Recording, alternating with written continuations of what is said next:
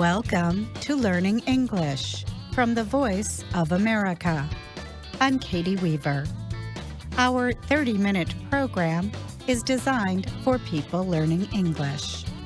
Today, we have reports from Anna Mateo, Pete Musto, and Jonathan Evans. Later, Alice Bryant brings us Ask a Teacher. And we close the show with The American Story After 20 Years by O. Henry. But first, this colorful report from Mario Ritter and me.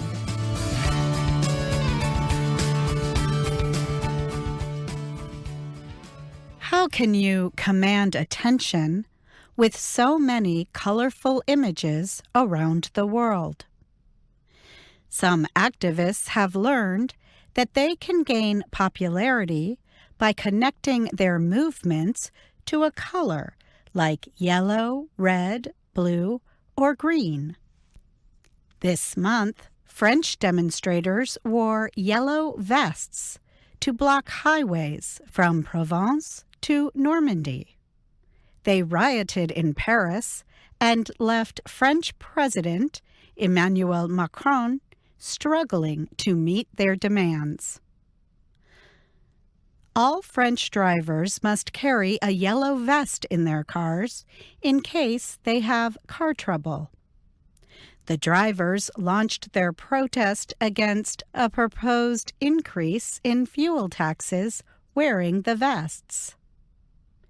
To the protesters, the vests represent a troublesome government demand. So they used the vests to express their anger over high taxes and other financial difficulties. The vests can be seen easily at night and at roadblocks around France. But they also made protesters easy targets for police during the riots. Across the Atlantic, demonstrators wore green handkerchiefs in the streets of some Argentine cities last August. They were calling for women to have the right to end their pregnancies as they choose. The protests in the homeland of Pope Francis started as lawmakers in the Senate voted against a bill that would have permitted abortion in the first 14 weeks of pregnancy. If approved, the bill would have made Argentina only the fourth Latin American country to legalize abortion after Cuba, Uruguay, and Guyana. Women's groups across Latin America have said they will keep fighting for a right to abortion. In 2014, the yellow color was connected with pro-democracy protests in Hong Kong. They became known as the Umbrella Movement. The protesters used umbrellas as protection from pepper spray and tear gas. They wore yellow pieces of cloth and hung a yellow banner overlooking the city from Lion Rock to demand full voting rights. The yellow color was borrowed from another of Asia's pro-democracy protests in the 1980s. At that time, Filipinos wore yellow in an effort to drive out the country's dictator, Ferdinand Marcos. In Iran, supporters of reformer Mir Hossein Mousavi wore green to support his campaign against then-President Mahmoud Ahmadinejad and the country's clergy in 2009. Green is a good color in Islamic tradition. Some link it to nature. Iranian poet Eqbal Mansourian told a crowd at a demonstration, "Make our lives green again. Make it rain again. Make us hope again. Security forces finally crushed the demonstrations. The violence ended with at least 80 people killed and 2,500 arrested. Many others were tortured in prison. Buddhist clergy led protests against Myanmar's military government in 2007. The dark brown color of their clothes gave the movement its name, the Saffron Revolution. The protests started as the government raised fuel prices. They soon turned into a call for democracy. The Buddhist monks even visited the home of opposition leader Aung San Suu Kyi, who was under house arrest at the time. On September 24th, over 100,000 Buddhist monks marched in Rangoon as demonstrations took place throughout Myanmar, also known as Burma. The military's violent response led to worldwide condemnation. Under international pressure, the military slowly approved a new constitution and held democratic elections. In 2015, Aung San Suu Kyi's opposition party won the majority of seats in national elections to take control of the government. In neighboring Thailand, activists wore red shirts or yellow shirts to signal which of two opposing political groups they supported. Yellow is the color connected with the late King Bhumibol Adulyadej of Thailand. On the 60th anniversary of the king's rule, opponents of former Prime Minister Thaksin Shinawatra wore yellow, calling for his removal from office. In September 2006, Thailand's military ousted Thaksin from office, saying he had abused his power. Thaksin's supporters reacted by wearing red shirts. In Thailand, red is one of the colors of the national flag representing the nation. The other colors are white for religion and blue for the monarchy. Orange was the campaign color of Ukraine's pro-Western presidential candidate, Viktor Yushchenko, in 2004. His supporters protested the victory of his pro-Russia opponent and took to the streets in what was called the Orange Revolution. After huge street demonstrations, officials ordered a new election that Yushchenko won. Russia blamed Western countries for supporting the protests. Political disputes ended Yushchenko's presidency in 2010 and led to the ongoing conflict between Ukraine and Russia. The words blue states and red states gained new attention during the disputed 2000 U.S. presidential election. American television networks used the colors of red and blue from the U.S. flag to identify the states voting for Texas Governor George W. Bush or Vice President Al Gore. The color red came to represent Republicans and blue Democrats. The division between red states and blue states has expanded to clothing. Politicians and supporters from the two parties often avoid wearing colors connected to their opponents.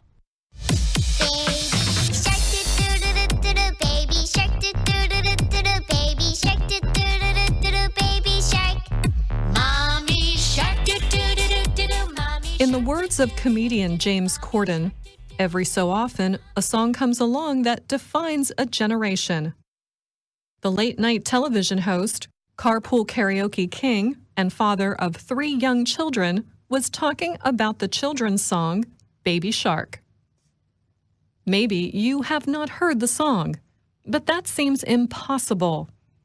In 2015, a South Korean educational content maker, Pinkfong, released its first Baby Shark video. Later, it broke the internet with a version that mixed animation and 2 lovable human kids. The video shows them dancing to the story of a shark family, K-pop style. The video has more than 2 billion views on YouTube. A group called Super Simple also has well-loved versions of the song, and YouTube provides a huge number of other Baby Shark offerings to choose from. And then came #BabySharkChallenge. People began to record themselves performing the song and dance, and posting the recordings on social media. Now, stores are selling Baby Shark children's clothing, books, and toys. Our toddler's shark video addiction is a huge issue in our household, said Columbus, Ohio mom, Kitty French. She said the song was cute at first, but now has become an earworm that the adults have tired of. Not all adults feel that way. Many are continuing to post Baby Shark-linked videos of themselves and their children. In one, a little girl urges the electronic assistant Alexa to play her favorite shark song. The girl becomes upset by the smart device's not-so-smart lack of understanding. In another video, a family in the U.S. state of Texas has designed its Christmas lights to go on and off with the beat of the Baby Shark music. Some parents of special needs kids think Baby Shark is more than fun. They argue it has helped their young ones. Holly Anderson of the U.S. state of Utah is a mother of 4. Her 3-year-old son has autism, a disorder that can affect social skills, speech, and other areas. His therapist uses children's songs on YouTube, including Baby Shark, to help patients. Anderson said her son has a very difficult time staying still, even for a moment, and usually spends his time running around in therapy. But she said the Baby Shark song and video helps her son calm down. Bob Cunningham is an educator and advisor for the nonprofit Understood.org. The organization supports parents of kids with learning and attention issues. He praised Baby Shark as catchy and colorful. He added both the music and the animation are predictable, with repeated words, phrases, colors, and movements. The combinations can capture and keep children's attention, even for children who have trouble paying attention, Cunningham said. The song and video also occupy most of the senses at the same time, and combine language with music and movement. This combination can appeal to kids who struggle with any of those things individually. For example, the movement can support less developed language, and the music can offer support when movements are difficult, he said. Corden, host of The Late Late Show with James Corden, is not the only star to get involved with the Baby Shark craze. He invited Sophie Turner, Josh Groban, and a choir to perform the song on his show. TV entertainer Ellen DeGeneres also used the song on her show. In addition to being famous, Baby Shark sells. A Montreal-based company, WowWee, has a pink fong license for North America to sell the shark family in soft toys. The toys sing when pressed in the middle. The online marketplace Amazon took orders for the toys with a guarantee that they would arrive by Christmas. WowWee's Chief Technology Officer, Davin Sufer, said they sold out in less than 3 days. Each toy costs less than $20. Sufer would not say how many were sold. Many of the buyers, however, are now reselling the toys for more than $100 each on Amazon. The privately held WowWee was already in talks with Pinkfong as far back as nearly a year ago when Baby Shark truly exploded, said Sufer. The businessman has 3 kids of his own. Last summer, his 9-year-old daughter came home from camp singing the song before she knew his involvement. He said of the song, "You hear it once or twice, and you hear yourself singing, do-do-do-do-do-do. I could see maybe parents getting a little tired of it, but kids aren't." I'm Pete Musto. And I'm Anna Mateo. Let's go hunt, do-do-do-do-do-do. Let's go hunt, do-do-do-do-do-do. Let's go hunt, do-do-do-do-do-do. Let's go hunt. Virgin Galactic says its spacecraft designed to launch tourists into space completed an important test flight on Thursday. The rocket ship, called Spaceship Two VSS Unity, climbed more than 82 kilometers during the flight above California's Mojave Desert. Virgin Galactic said by reaching this height, the spacecraft has reached the boundary of space for the first time. The 80-kilometer space boundary is used by the U.S. Air Force and other U.S. agencies. That differs from a long-held view that the boundary is reached at 100 kilometers. Virgin Galactic officials say recent research favors the lower number. At the start of the flight, a special plane carrying the VSS Unity climbed to nearly 13,700 meters before releasing the spaceship. The VSS Unity then fired up its rocket engine and quickly traveled up and out of sight from a group of watchers on the ground. The spacecraft was piloted by Mark Stuckey and former NASA astronaut Frederick C.J. Sturckow. During the flight, the 2 men were able to experience weightlessness and see the curvature of the planet, the company said. The spaceship re-entered the atmosphere at 2.5 times the speed of sound and landed safely a few minutes later. In addition to the pilots, the spaceship carried 4 NASA research payloads and a mannequin named Annie. Virgin Galactic's chief, British billionaire Richard Branson, watched the flight from the ground. "Today we have shown Virgin Galactic can open space to the world," he said. Branson met the pilots after the flight and declared, "Space is Virgin territory." I'm Jonathan Evans.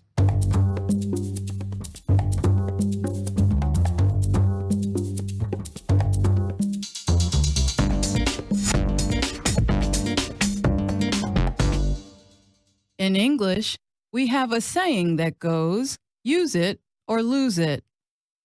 It means that if you do not continue to use a skill, you might lose the ability to do so.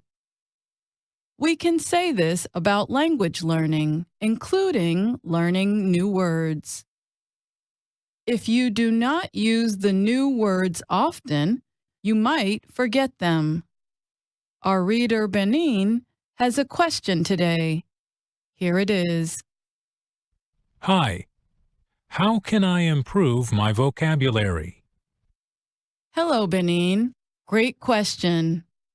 The answer will help many English learners. Here are 4 things you can do.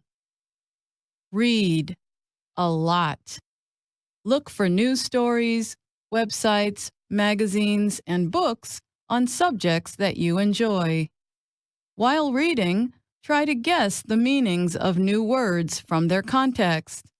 Then, you can check the meanings in a paper dictionary or online. If there are television shows or films that you love in English, watch them with English subtitles to learn new words and hear how we say them. But don't just read, write. A great way to practice what you read is to write about it. For example, if you read a web story about the best fitness apps of 2018, write about it. Another thing you can write about is what you did today. If you spent time with a friend or family member, went to an event, had a delicious meal, or did something else, write about it. Here's another great technique. When you learn a new word, learn its other forms.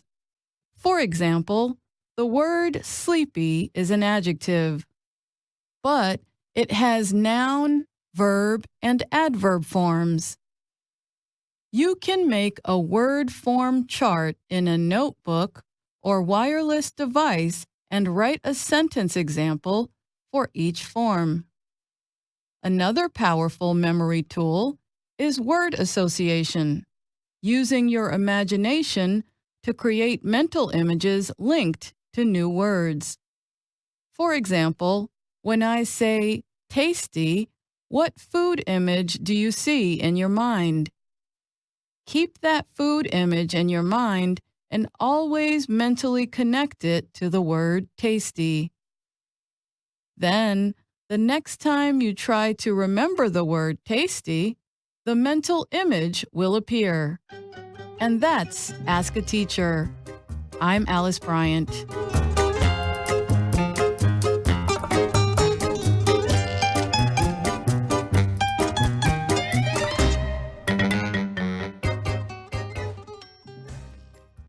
After 20 years, the cop moved along the street looking strong and important.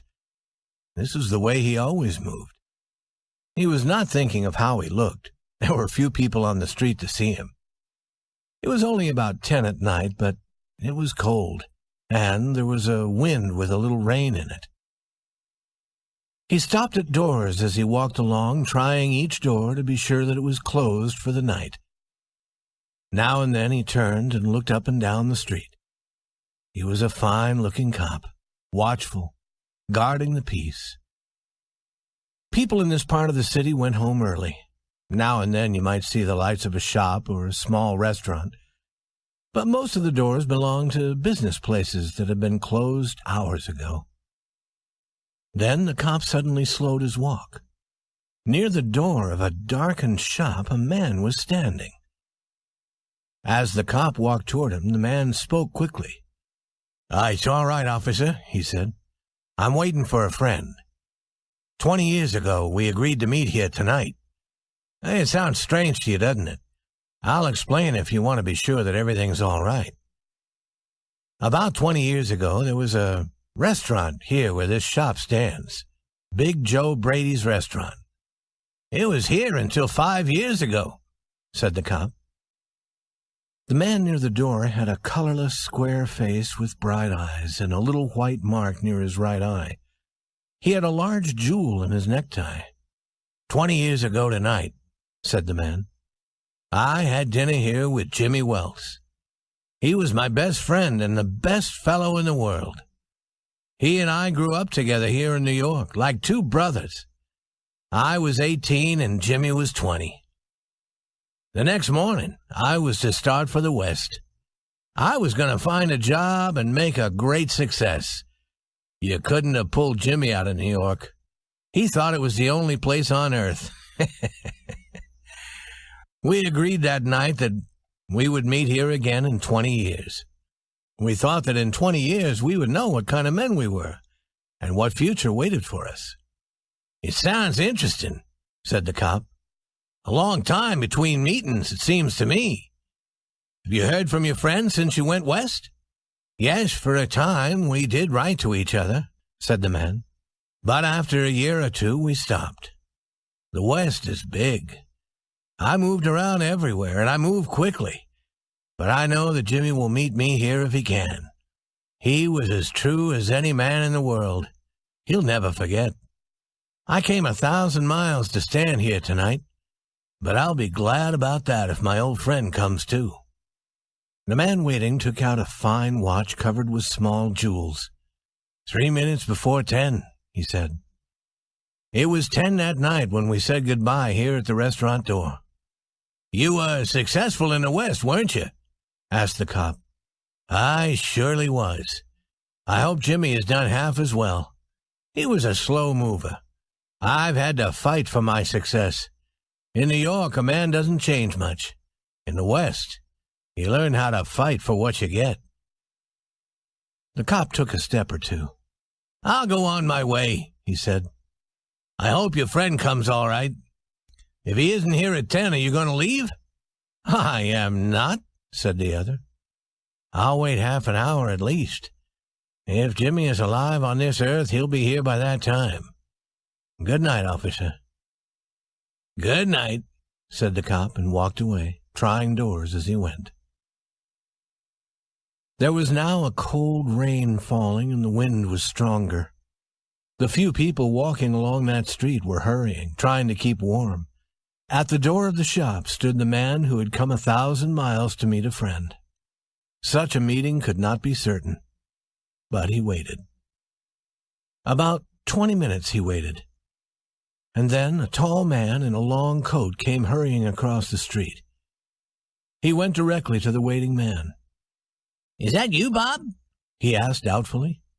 Is that you, Jimmy Wells? Cried the man at the door. The new man took the other man's hand in his. It's Bob! It surely is! I was certain I would find you here if you were still alive. 20 years is a long time. The old restaurant is gone, Bob. I wish it were here, so that we could have another dinner in it. Has the West been good to you? They gave me everything I asked for. You've changed, Jimmy. I never thought you were so tall. Oh, I grew a little after I was 20. Are you doing well in New York, Jimmy? Well enough. I work for the city. Come on, Bob. We'll go to a place I know and have a good long talk about old times. The two men started along the street arm in arm. The man from the West was beginning to tell the story of his life. The other, with his coat up to his ears, listened with interest. At the corner stood a shop bright with electric lights. When they came near, each turned to look at the other's face. The man from the West stopped suddenly and pulled his arm away. You're not Jimmy Wells, he said. 20 years is a long time, but not long enough to change the shape of a man's nose. It sometimes changes a good man into a bad one, said the tall man. You've been under arrest for 10 minutes, Bob. Chicago cops thought you might be coming to New York. They told us to watch for you. Are you coming with me quietly? That's wise. But first, here's something I was asked to give you. You may read it here at the window. It's from a cop named Wells. The man from the West opened the little piece of paper. His hand began to shake a little as he read. Bob, I was at the place on time. I saw the face of the man wanted by Chicago cops. I didn't want to arrest you myself. So I went and got another cop and sent him to do the job. Jimmy.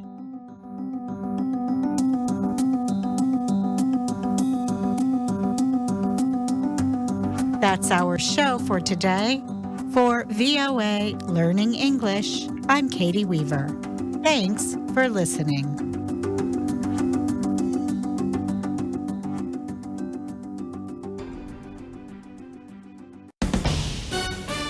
This is VOA.